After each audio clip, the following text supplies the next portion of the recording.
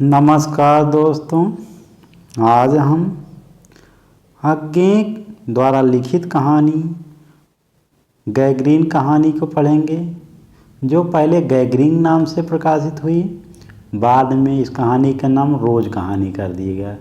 इसी के विषय में आज चर्चा करेंगे, जो हिंदी साहित्य के विभिन्न प्रतियोगी परीक्षाओं हेतु अति महत्वपूर्ण है।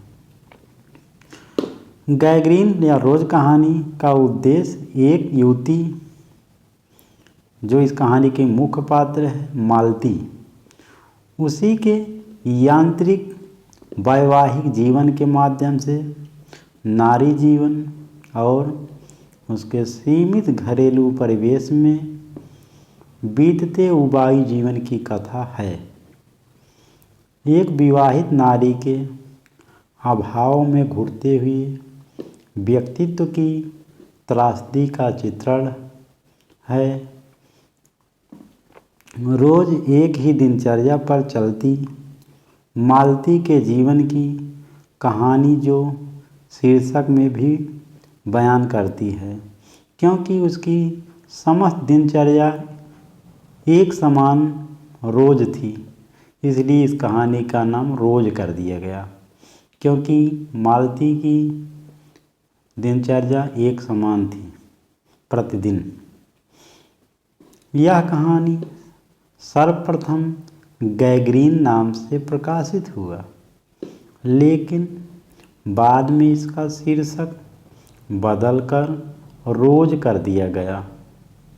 यह कहानी अज्ञे के कहानी संकलन विपथगा के पहले संस्करण में है, पर 5वें संस्करण में, जो 1990 में नेशनल पब्लिशिंग हाउस दिल्ली से प्रकाशित हुआ, यही कहानी गैग्रीन शीर्षक नाम से प्रकाशित है। गैग्रीन एक प्रकार का रोग है, जो पैरों में सड़न जैसी बीमारी होती है, जिससे पैर कटाना भी पड़ जाता है। कहानी के पात्र, इस कहानी की मुख्य पात्र मालती है, जो गैग्रीन या रोज कहानी की मुख्य पात्र है।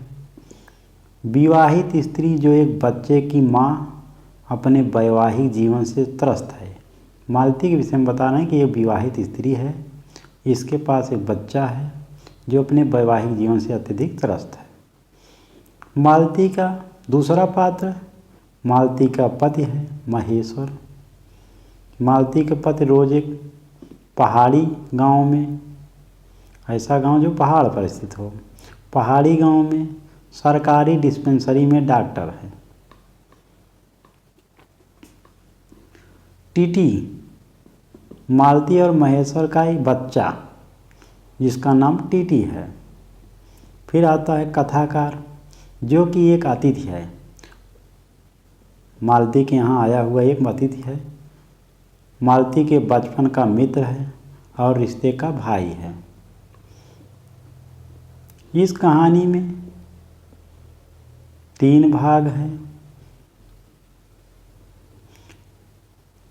कहानी में एक विवाहिता के मन की उदासी और अकेलेपन अनुभूति का चित्रण है।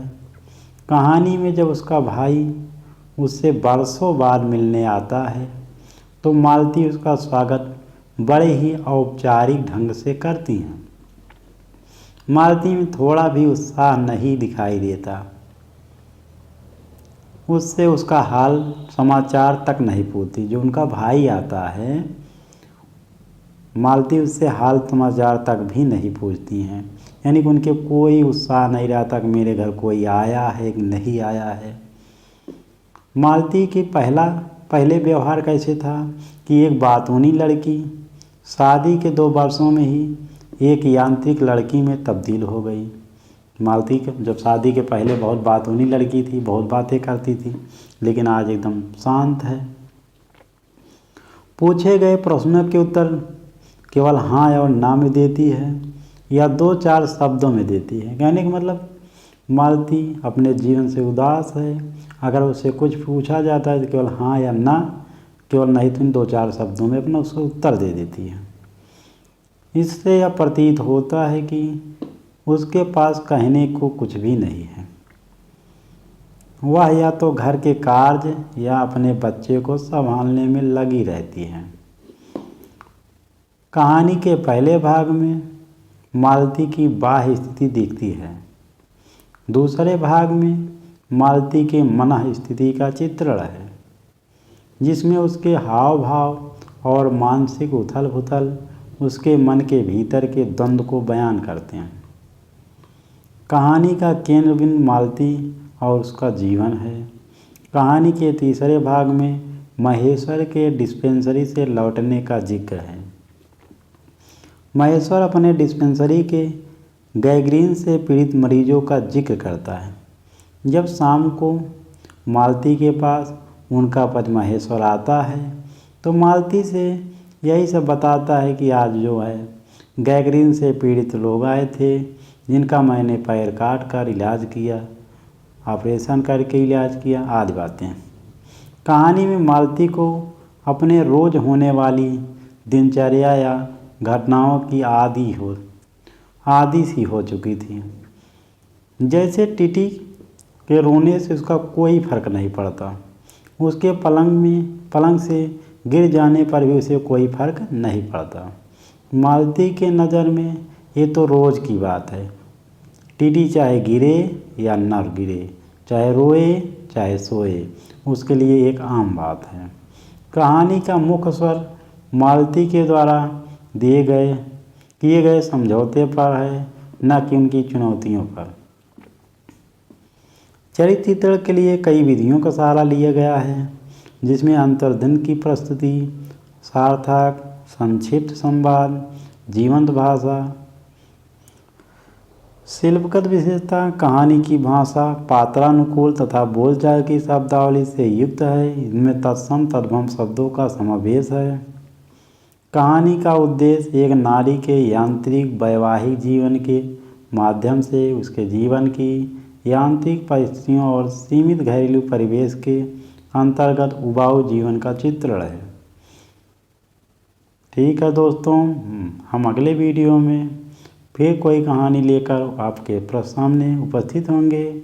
मेरे चैनल को सब्सक्राइब करें, लाइक करें। धन्यवाद।